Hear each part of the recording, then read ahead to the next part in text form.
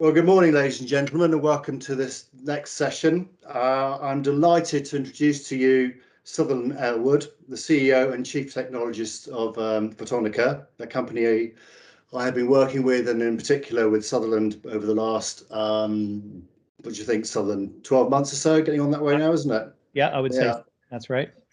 Just to introduce myself, my name is Russell Frith. I'm the Inward Investment Lead for Wiltshire Council, and my main role is to try and attract businesses into Wiltshire and to help existing businesses within the county to grow and expand. But obviously the main event is a chat with Sutherland. Delighted that you can join us today, Sutherland. I know you're exceptionally busy at the moment with everything that's going on with the company and all of your plans. First of all, I was just wondering if you could start off by explaining what Photonica does and what you hope to achieve. Absolutely. Thank you, Russell, and thank you for inviting me to talk a bit about Photonica and our, keen interest in the region and what's brought us here. So Photonica is, in the most general sense, a photonics company, which is not meaningful to everybody. But if you look at it as a broad category like electronics, you can say, well, that must be a broad thing. And it is a broad thing. It's everything from telecommunications and fiber optics to these days, it's one of the big pathways for quantum computing. But the biggest part that's probably people don't realize is photonics or is in the area is the video screen that you're looking at right now. If you're watching this on video, is a piece of hardware that turns light on and off all the individual subpixels and pixels and makes an image. I'm not making this highly technical. So that actually defines our biggest commercial focus as a photonics company is a new kind of video screen. We have other applications that are also commercial for telecom and sensors, and also we have R&D in quantum.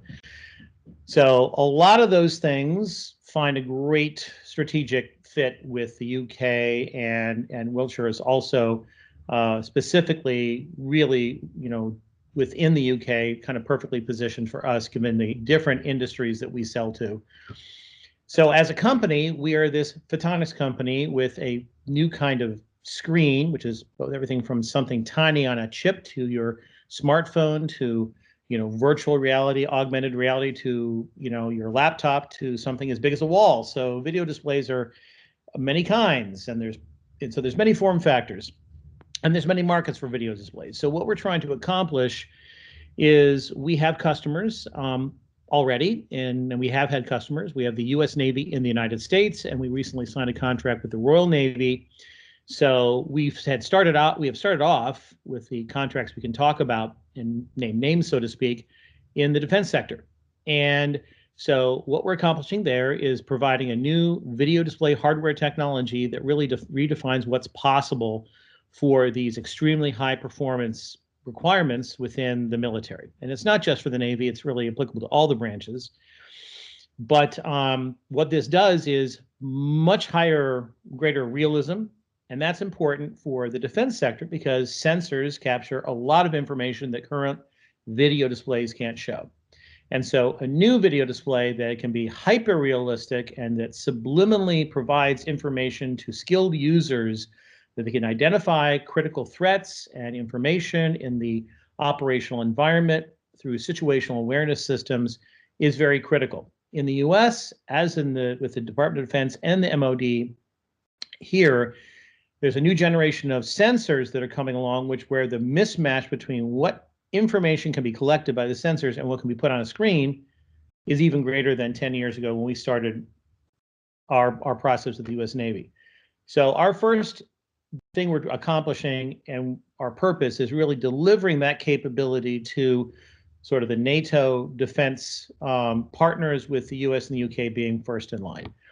But it is actually a much bigger market than that because we have all the civilian markets. And so as we grow and we have civilian customers, our next mission is to do that. And then there's all kinds of reasons why we are here, given that technology, which I can explain. Brilliant, thank you so much. But yeah, as you mentioned, you've moved your headquarters from America to Wiltshire. It's fantastic that you've decided to do that. But I just wondered, why did you make that decision? What was the rationale behind you moving across to this part of the world? Well, yeah, this is a question that comes up often not from people who are in photonics so much as the people who aren't in photonics, because where is photonics? People don't, if you're not in the industry, you don't necessarily know where that is and where the sort of the critical mass of the new technologies, the new processes, the new components, and the research is happening. But as a company where you can say we started in the US because that's where we started, but we've always been international. And our collaborators have been all around the globe. And the fact is, I think it's fair to say that the photonics leadership, if you're to pick one country which per capita has more breakthroughs relevant to photonics than any other per capita, is probably the United Kingdom. In general, the UK plus the EU is really the leaders in photonics in our view. You could say that China maybe outspends the UK and Europe, but in terms of total innovation, this is where the greatest proportion occurs, and it's relevant to our company and our technology because our preferred suppliers are here. Most of our preferred suppliers are here. We have a bunch in Japan, and strangely, fewer in the US, even though we have big customers there. So we came here to be close to critical supply chain.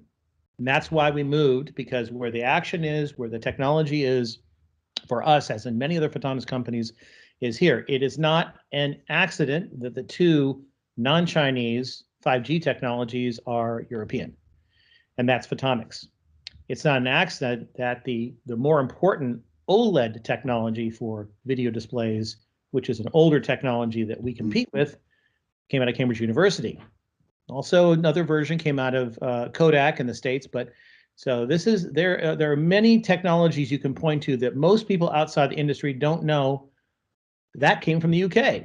And so it's a fact that between the UK and Europe, we're really best positioned for the company. We have a team in Japan, and we'll always have some people in the States, but that's more customer facing for those customers. Supply chain is why we're here.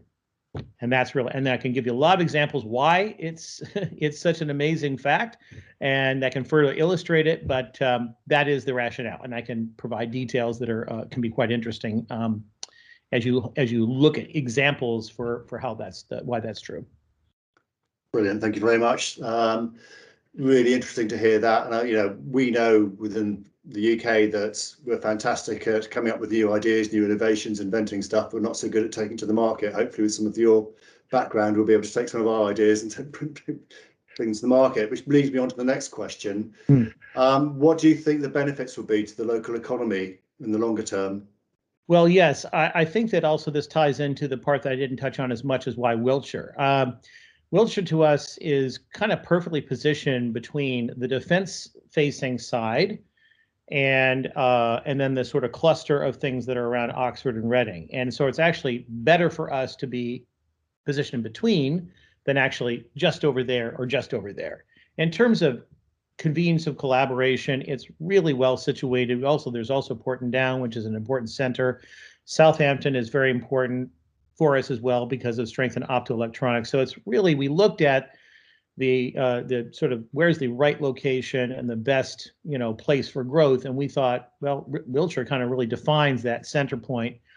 And obviously there's already tons of things going on here, but we just thought there'll be more and more. It doesn't mean that great things aren't happening, a little to the east and to the west and all over to Wales and everything. Certainly amazing things, but it's amazing how well positioned Wiltshire is sort of to be kind of the center of that really important part of the sort of the M4, technology corridor. So Wiltshire brings a lot to the table, and it's kind of perfect for us given our supply chain partners in other places.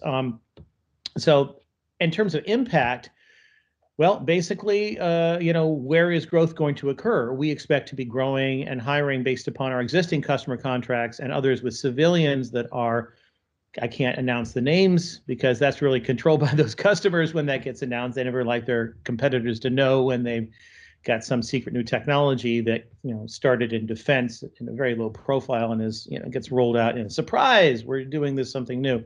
But there are already mass market product release windows chosen by one of our major customers in the consumer electronics area, and that could be as early as next year. If it's the next year or the year after, it's mainly determined by COVID because COVID slows things down. But what that means, there's a lot of growth, and we anticipate the greatest growth in hiring to be between the UK and the continent, and we're here in the UK with the greatest proportion of sort of unique suppliers of new materials and processes for photonics for what we do. And so we're looking at over the next couple of years, just internal hiring, not to include the impact on suppliers or customers or other partners of ours growing. Also here, we could be looking at a couple hundred people within the next 2 years of growth. And those are engineers and researchers and technicians. And that's just the internal growth. And I would call that potentially a conservative number, because we're really just doing that on the basis of the worst case scenario, with just picking one civilian customer and just, couple of our defense things where we have multiple. So we try to be conservative because COVID can happen and suddenly it throws off things. So we do think that the growth can be quite substantial over that time period. And again, the total economic impact in the community is much more multiplied, as would be the case if you have an entire ecosystem that is going to benefit from those customer orders. So you have customer orders from Asia. Where are we going to be manufacturing? We're going to be manufacturing primarily where our suppliers are. So even for big customers in Asia, that means work coming here. Yes, there's going to be work there too, but if the supply chain is more specific here and on the continent, that's where we're going to see even more of the expenditures and growth. We would anticipate logically that would encourage our supply chain partners and customers to, even if they already have presence here, to increase their own presence in hiring, and that would be above and beyond the existing local firms that we would, are sourcing from, will source from for what we do. So I think that's going to affect Wiltshire. I think it's going to affect the greater ecosystem in the region. And that's good, because the workforce, the training, the universities, the ecosystem for supporting the labor, the talent is here. So we think that's a good place. And there are other places that are very strong and have, a lot of chip fabs, but they're having real, and we're familiar with them. We talk to them all the time. They want us to come back and do things there, but we're like, well, you're having a hard time finding people even to staff what's going on now. Why should I do anything there? And I think that the depth of the talent pool in the UK is so great that there's no worries about that. And that's really important for us and for our customers and suppliers. Thank you very much. I would imagine there's going to be a number of businesses potentially watching this that may well be interested in contacting you and seeing if there's anything they can do to perhaps be one of your suppliers, or or to help you in some way going forward. What would be the best way of contacting you? Through me or directly to you? I think initially through you, Russell, might be a great way, because then there's some greater information sharing. You can be aware of some of this too, which I think is very helpful. And then we can transition to direct as we go along. But I think it's always good to keep that conduit and door open for that. I think that we're aware of the sort of depth of technical competence and commercial, as well as at the universities, in Wiltshire and in the greater area. So we definitely would encourage that. It's why we're here, and we can only do so much one-to-one targeted outreach. It's great for people to sort of say, hey, I've heard about you. Here we are. And I'm like, oh, great. I didn't have to search for you. You found me. And that's really that will be very helpful for us too. So we definitely would welcome that. We just had this happens, globally, and because in our areas of specialization, we'll have someone say, here's a new product, but you've got to get the word out. And hopefully we're happy to get the word out and generate some interest, and happy to talk to people. Thank you. I'm sure the Swindon and Wiltshire Local Enterprise Partnership will share my contact details during the conference at some point. Super. Sutherland, thank you so much for your time. It's been fascinating. I know that your plans are really ambitious, and I'm really looking forward to working with you going forward to help you realise those plans. And I think my own view is that should everything go to plan, you will have a significant impact on the local economy of Wiltshire and the surrounding area, and potentially for the whole of the UK. So really pleased that you decided to move from the USA over to Wiltshire. Look forward to working with you going forward, and good luck with everything. Thank you so much for your time again.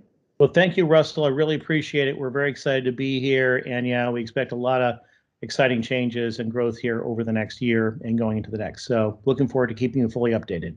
Brilliant. Yeah, look forward to seeing you soon. All right. All the best. Thank Take you. care. Thanks. Bye. Bye.